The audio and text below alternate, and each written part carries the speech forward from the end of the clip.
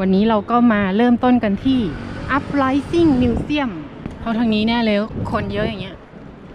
ตรงนี้เขาบอกว่าวันจันทร์เข้าฟรีแล้วก็ไปถามเขาว่าจะเอาตั๋วได้ยังไงเขาก็ยื่นมาให้คนละ30 สวอตเทให้ตั๋วก็เปลืองเปลืองตั๋วด้วยเสียดายกระดาษเป็นการสะสมตั๋วไงบางคนน่ะรับตั๋วตรงนี้แล้วก็เข้าทางนี้ thank you เย่เข้ามาแล้วก็คือหมดแล้วเหรอไม่ใช่เข้ามาแล้วก็ลงทางนี้จะบ้าเหรอเข้ามาทางนี้ตอนแรกก็นึกว่าเอ๊ะหรือว่าให้เขาลงท่อตรงนี้หรือเปล่าเป็นลิฟต์นี่เป็นลิฟต์ใช่ไหมหาทางเข้าไม่ได้ไม่ใช่ประตูอยู่ตรงนี้เหมือนประตูกดดังมิวเซียมเนี่ยเปรียบเสมือนมิวเซียมที่รวบรวมประวัติของขบวนการต่อต้านสงครามโลกครั้งที่2แล้วก็หลังสงครามโลกครั้งที่2ที่มีโซเวียตปกครองเนี่ยคือทั้งประวัติบุคคลต่างๆคิดดูนะนึกถึงตอนเนี่ยที่ของเราประเทศไทยมีการสู้กับเผด็จการโดยกลุ่มหนุ่มสาววัยรุ่นใช่ไหมอันนั้นก็หนุ่มสาววัยรุ่นสู้ตั้งแต่สมัยสงครามโลกครั้งที่2ก็คือประวัติของบุคคลเหล่านั้นว่าหลังจากนั้นเป็นยังไงบ้างจนกระทั่งจบสงครามอะไรอย่างนี้โอเคไอซีมันเท่ดีนะมันเหมือนที่จับประตูอ่ะเอง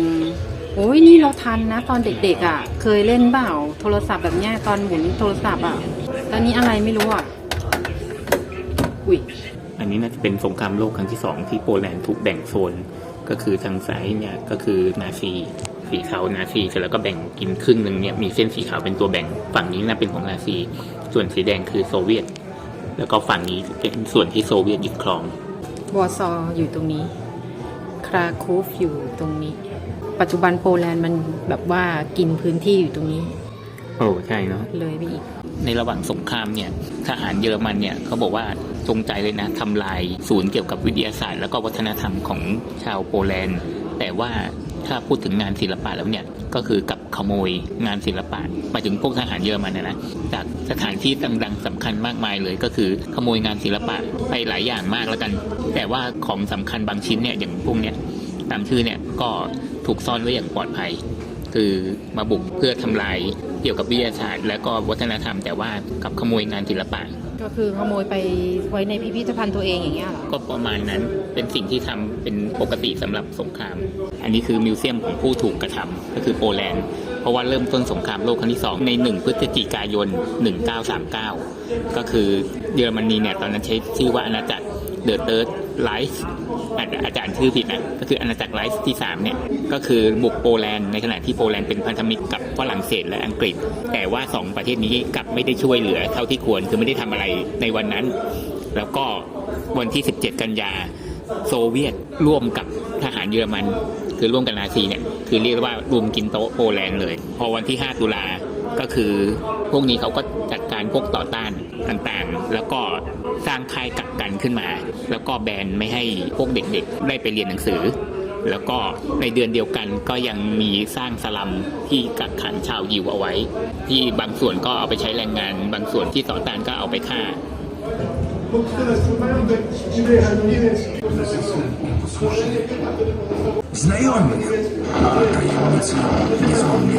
ในบางครั้งเนี่ยเวลาที่เผด็จการยึดครองประเทศอย่างยาวนานแล้วก็ทรงอำนาจจนคนก็ยังนึกไม่ออกนะว่ามันจะจบได้ยังไงเพราะว่าทุกฝ่ายเนี่ยก็คือยอมสู่ฮกให้กับเผด็จการทั้งหมดแม้กระทั่งคนที่เคยเหมือนว่าถูกแย่งอำนาจไปก็สุดท้ายก็กลับมาสู่ฮกให้กับเผด็จการแล้วมองไม่ออกว่าจุดจบจะเป็นยังไงแต่สุดท้ายแล้วเนี่ยจากประวัติศาสตร์ก็คือเผด็จการจะจบโดยคนของตัวเองโดยการที่ค่อยๆถูกแซะจนอ่อนแรงลงไปเรื่อยๆแล้วก็สุดท้ายก็คืออาจจะสะดุดขาตัวเองเขาเรียกว่าหักหลังกันเองโดนหักหลังกันเองแล้วก็เผด็จการต้องจบไปอย่างฮิตเลอร์ก็ไม่ได้ตายเพราะศัตรูแต่สุดท้ายเหมือนฮิตเลอร์จะหลบไปซ่อนในเชลเตอร์แล้วก็ระเบิดตัวตายไปหรือยิงตัวตายก็ไม่แน่ใจจำลองตึกที่เป็นซากปรักหักพังเพราะโดนระเบิดอย่างนี้ไหมชีวิตของชาวยิวที่ถูกอยู่ในสลัมระหว่างสงครามต้องเสียชีวิตเป็นจำนวนมากเพราะว่าความหิวโหย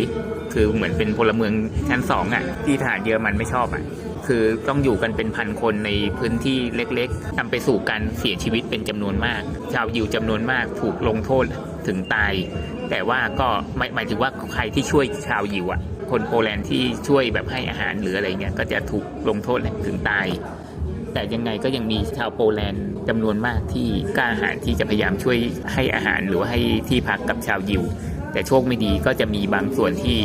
ทั้งแบ็กเมลชาวยิวด้วยหรือว่าส่งพวกชาวยิวให้กับพวกเยอรมันคือมองเป็นทาสนะพูดง่ายๆก็คือทั้งมีคนช่วยและหาผลประโยชน์จากชาวยิวเพราะฮิตเลอร์ไม่ชอบชาวยิวถ้าใครนึกไม่ออกว่าจำนวนคนมากแค่ไหนในสลัมเนี่ยก็คือ 450,000 คนเลยนะในคอนเซนเทรชันแคมป์เนี่ยนะ 450,000 คนนี่คือเมืองทั้งเมืองเลยนะเมืองเล็กๆเมืองหนึ่งได้เลยนะไปอยู่ในแคมป์เล็กๆอันนั้นน่ะแสดงว่านี่คือนอนทับกันเลยใช่ไหมถามว่าเอามาใช้ทำอะไรคือเยอรมันเนี่ยต้องการจะใช้โปแลนด์เป็นฐานในการไปบุกโซเวียตต่อแล้วก็ชาวยิวเนี่ยถูกใช้มาเป็นแรงงานทาสทำงานให้สารพัดไม่ได้ค่าจ้างให้อาหารแค่นิดหน่อยจะตายก็ไม่สนใครช่วยก็ต้องโดนลงโทษถึงตายในวันที่ 28 กันยายนหลังจากการบุกโปแลนด์อย่างกระทันหันฮิตเลอร์ก็มาที่วอร์ซอในวันที่ 5 ตุลาคมก็คือมาดูขบวนพาเหรดของทหารตัวเองที่ยึดประเทศคนอื่นเขาได้แต่ว่ากระบวนการต่อต้านเนี่ยเขาก็พยายามจะลอบสังหารฮิตเลอร์โดยการวางระเบิดถึง500 กิโลเอาไว้แต่ยังไงไม่สำเร็จไม่สำเร็จแน่ๆเพราะว่าทหารของเยอรมันเนี่ยปิดส่วนของใจกลางเมืองคือเขาก็มีกระบวนการพยายามต่อต้านเพราะว่าการบุกของเยอรมันเนี่ยเป็นการบุกแบบขี้ขลาดเขาเคยอ่านมาแล้วก็คืออยู่ดีๆก็บุกไม่ให้สัญญาณใดๆทั้งสิ้น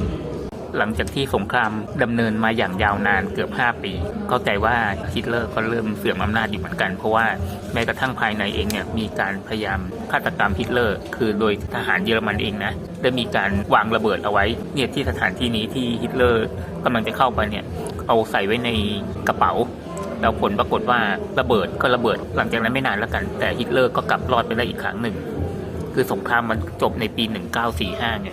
วันนี้ 1944 คือเข้าใจว่าภายในก็คงจะไม่ค่อยชอบหน้าฮิตเลอร์เหมือนกันแล้วก็ในโปแลนด์เองก็มีกระบวนการต่อต้านมาตลอดคืออะไรที่มันผ่านมานานๆนะแล้วก็ผู้ปกครองเนี่ยบ้าอำนาจเกินไปเนี่ยแม้แต่คนในเองเนี่ยก็อาจจะเริ่มมีการต่อต้านนี่ให้ตรงหน้าตรงนี้ถ้าออฟเป็นคนสมัยก่อนจะหน้าตาเป็นยังไงอ้าวหน้าตาเหมือนรูปเดิมเลยอ่ะโอ้โหนี่หลอกลวงนี่นาที่แล้วเอาตานาซีมาเหยียบตอนนี้เอาหน้าฮิตเลอร์มาเหยียบเราไม่ควรแสดงความเกลียดชังเราดูเป็นประวัติศาสตร์ให้เรียนรู้เฉยๆวอร์ซอเองก็เคยถูกแบ่งเป็น2 ฝั่งเหมือนเบอร์ลินนะ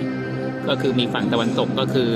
ฝ่ายนาซีไหมแล้วก็สีแดงก็เป็นฝ่ายโซเวียตไงเยอรมันก็เคยถูกแบ่งใช่ไหมหลังแพ้สงครามเป็นตะวันตกกับตะวันออก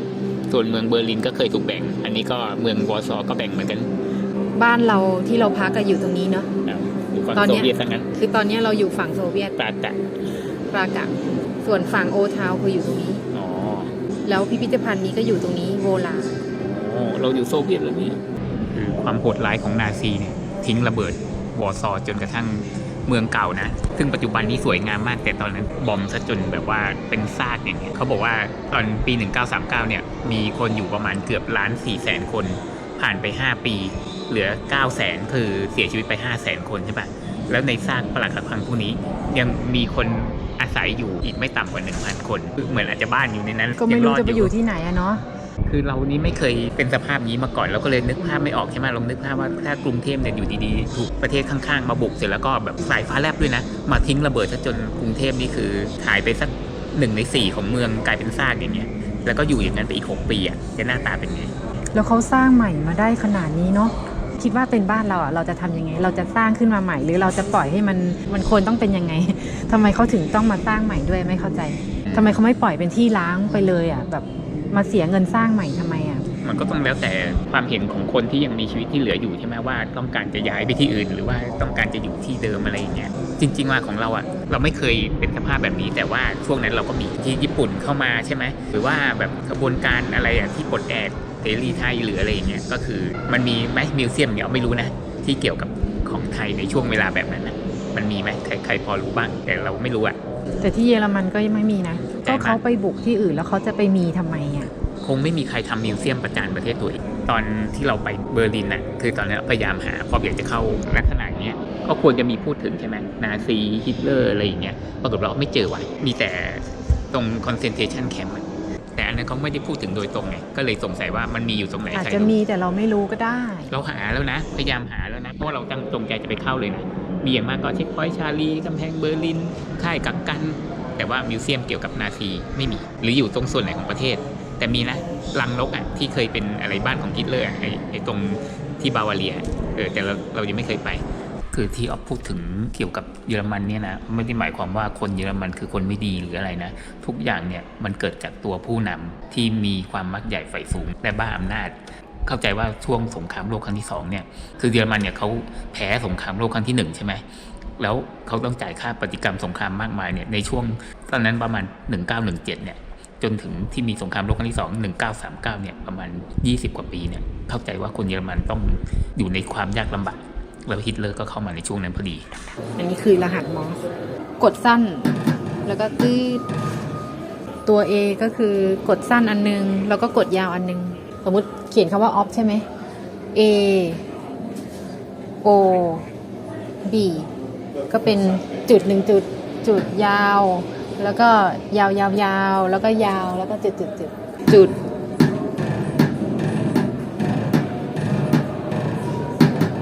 off เนี่ยชื่อนี้นะสตานิสลอเนี่ยกลายเป็นพรีเมียร์ก็คงเป็นนายพลหรือผู้นำอะไรสักอย่างหนึ่งเนี่ยนะในปี1944เป็นช่วงท้ายของสงครามโลกพอดีเพราะว่าเขาเนี่ยเจรจากับสตาลินที่อยู่ในมอสโกเป็นผู้นำของโซเวียตไงสุดท้ายก็คือโซเวียตก็ขอให้สตาลินเนี่ยเข้ามาช่วยเข้ามาปลดแอกเข้ามาช่วยขบวนการต่อต้านที่อยู่ในวอร์ซอ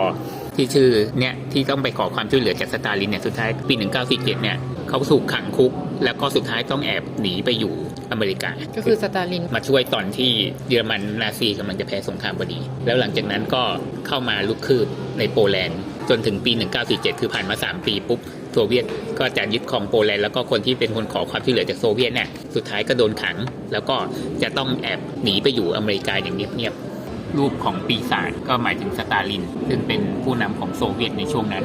คือเป็นผู้นำรุ่นที่2ของคอมมิวนิสต์คือเดิมเนี่ยก่อนนาซีจะมาบุกเนี่ยเข้าใจว่ารัสเซียเนี่ยก็ปกครองโปแลนด์อยู่แล้วถ้าใครฟังคลิปก่อนหน้านี้ตั้งแต่เขามาแบ่งเค้กโปแลนด์แล้วก็ส่วนโปแลนด์ก็น่าจะถูกรัสเซียยึดครองอยู่แล้วแต่พอนาซีมาบุกปุ๊บรัสเซียก็คือตอนนั้นเป็นโซเวียตแล้วอะพอราชวงศ์ถูกโค่นไปถูกปกครองเป็นคอมมิวนิสต์ก็เลยเรียกตัวเองว่าโซเวียตเนี่ยก็ล่าถอยไปแล้วเยอรมันก็ใช้โปแลนด์บุกเป็นฐานไปจนถึงภายในของโซเวียตแต่ว่าเยอรมันเพียงพล้ำโซเวียตก็เลยลุกคืบสวนกลับก็เลยมีคนเรียกร้องให้มาช่วยก็มาช่วยไงแต่ไม่ได้ช่วยเปล่าๆก็มาปกครองโปแลนด์ต่ออีกตั้งหลาย10 ปีพวกนี้ก็เป็นอาวุธที่กองกำลังต่อต้านก็คือทำขึ้นเองสังเกตว่ามันก็คล้ายๆปืนแต่ว่ามันก็ดูไม่ได้ละเอียดเท่าก็คือเหมือนไม่มีอาวุธที่ซื้อมาได้โดยตรงก็ต้องทำเองอันนี้จะเด่นชัดที่สุดเพราะว่าเหมือนเอามาประกอบเองจริงๆมันดูเหมือนเป็นกระป๋องยังไงไม่รู้อะเหมือนที่ฉีดยาฆ่าหญ้า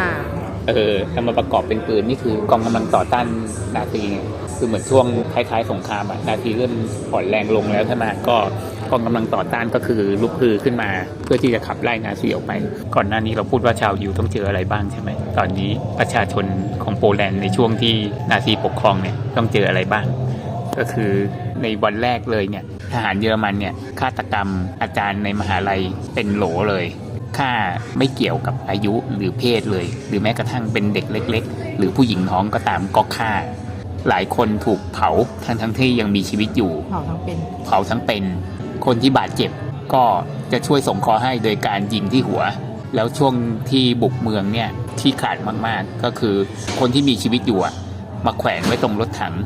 เป็นฮิวแมนชิลก็คือเป็นโล่มนุษย์คนก็เลยยึดได้ง่ายไงคือใครถือใครขัดขวางก็โดนฆ่าทิ้งใครบาดเจ็บก็โดนยิงหัวไม่สนผู้หญิงหรือเด็กใดๆทั้งสิ้นใครสะดวกฆ่าแบบไหนก็ฆ่าเผาก็ได้อะไรอย่างเงี้ยอันนี้คือโฉมหน้าของคนที่คุมกองทัพบุกวอร์ซอในขณะนั้นชื่อไฮริชฟรีดิชไลฟาดเกิดในปี1903เคยเป็นตำรวจแล้วก็เป็นนักกฎหมายแต่ในช่วงของการบุกโปแลนด์เนี่ยคือเป็นสมาชิกของหน่วย SS คือเป็นหน่วยพิเศษของฮิตเลอร์นั่นแหละในช่วงที่บุกวอร์ซอเนี่ยนะเขาไร้ประสบการณ์ไม่สามารถควบคุมการออกคำสั่งได้ทหารของเขาก่ออาชญากรรมมากมายที่บอก ผู้หญิงก็ฆ่าเด็กก็ฆ่าเผาทั้งเป็นอะไรพวกเนี้ยคือเป็นเพราะว่านายพลนี่ควบคุมทหารไม่ได้แค่2วันเท่านั้นเองวันที่5วันที่6ก็ฆ่าชาววอร์ซอไปถึง 40,000 คนแต่ว่าถึงแบบนั้นแล้วเนี่ยคนเนี้ยยังไม่ได้ถูกหาว่าเป็นอาชญากรสงครามเลยเขาอยู่จนแก่แล้วก็ยังอยู่ในตำแหน่งระดับสูงของรัฐบาลในเยอรมนีจนกระทั่งเสียชีวิตในปี 1979 ก็คืออายุ 76 ปีอยู่จนแก่ทั้งที่คุมกองกำลังก่ออาชญากรรมคุมทหารไม่ได้ทหารฆ่าคนไปเยอะแยะก็ยังอยู่จนแก่โหอย่างนี้คนทำไม่ดีนี่รอให้กรรมตามสนองมันก็ไม่ตามสนองมันตามสนองชาติหน้าเราก็ไม่รู้แล้วเนาะโหอย่างนี้ใครทำชั่วก็ได้แล้วสิถ้าคิดในแง่บุญกรรมเนี่ยเขาอาจจะเคยมีกรรมดีมาก่อนในชาติที่แล้วก็เลยส่งผลให้เขาอยู่ได้จนแก่แต่ว่าชาติหน้าเขาก็ไม่ได้มีกรรมดีเป็นเครื่องหนุนแล้วไงแต่เขาก็ไม่ได้บอกนี่ว่าเขาอยู่จนแก่เขาอยู่ยังไงเขาอาจจะอยู่อย่างหวาดผวาหรือเปล่า High Self Government Office in Germany เนี่ย holding หมายถึงว่าได้ตำแหน่งเขามีตำแหน่งนี้ไงแต่เราไม่รู้ว่าเขาอยู่ด้วยความทรมานหรือว่านอนหลับหรือเปล่าอาจารย์รู้ไหมว่าโอทาวเนี่ยเป็นจุดยุทธศาสตร์ในการรบครั้งนี้เลยนะในวันที่6 สิงหาคมทหารเยอรมันเนี่ยตัดขาดโอทาวจากส่วนอื่นๆการป้องกันเมืองเนี่ยเขารวมกันไปอยู่ที่โอทาวหมดเพื่อที่จะหลีกเลี่ยงไม่ให้ทหารเยอรมันไปโจมตีที่อื่นก็คือให้มาลงโอทาวที่เดียวฉะนั้นสุดท้ายแล้วเนี่ยเยอรมันก็ล้อมเมืองไว้หมดแล้วก็คนที่ยังเหลือรอดอยู่หมายถึงทหารเนี่ยก็ต้องหลบหนีไปในทางท่อระบายน้ำเพื่อที่จะออกไปที่ข้างนอกก็เลยเป็นภาพว่าที่ส่วนที่โดนบอมจนเป็นซากเนี่ยก็คือตรงแถวโอทาวนั่นเองคนเยอรมันเองเนี่ยในช่วงนั้นน่ะอาจจะมีความจงเกลียดจงชังประเทศอื่นอยู่แล้วก็ปรากฏว่าฮิตเลอร์เนี่ยก็คืออาจจะได้สร้างความปลูกฝังความเกลียดชังเพิ่มเติมให้กับทหารฉะนั้นทหารเยอรมันพอไปบุกประเทศไหนก็แล้วแต่เนี่ยทั้งไปฆ่าทั้งไปขโมยทั้งไปยึดบ้านคนอื่นหรือทำป่าเถื่อนต่างๆเพราะว่าถูกเสี้ยมมาจากผู้นำนั่นเองคนเยอรมันเป็นคนที่มีความเก่งอยู่ในตัวซึ่งเราก็นึกไม่ออกว่าเก่งเพราะอะไรเพราะว่าก่อนที่จะเป็นประเทศเยอรมันเนี่ยเขาเป็นอาณาจักรเล็กๆสารพัดเป็น10เนี่ยมารวมกันเป็นประเทศเดียวใช่ไหมไม่เหมือนอย่างโปแลนด์เนี่ยเป็นประเทศใหญ่ตั้งแต่ต้นอยู่แล้วเขามีความเก่งฉะนั้นต่อให้เขาแพ้สงครามเขาก็ยังสามารถเจริญก้าวหน้าได้ก็เอาเป็นว่าไม่ได้โทษที่ตัวคนแต่มันเกี่ยวกับตัวผู้นำถ้าผู้นำไม่ดีอะไรมันก็ไม่ดีแต่ถ้าผู้นำดีมันก็ดีใช่ไหมเกี่ยวกับที่ตัวบุคคลไม่ใช่ที่ตัวประเทศ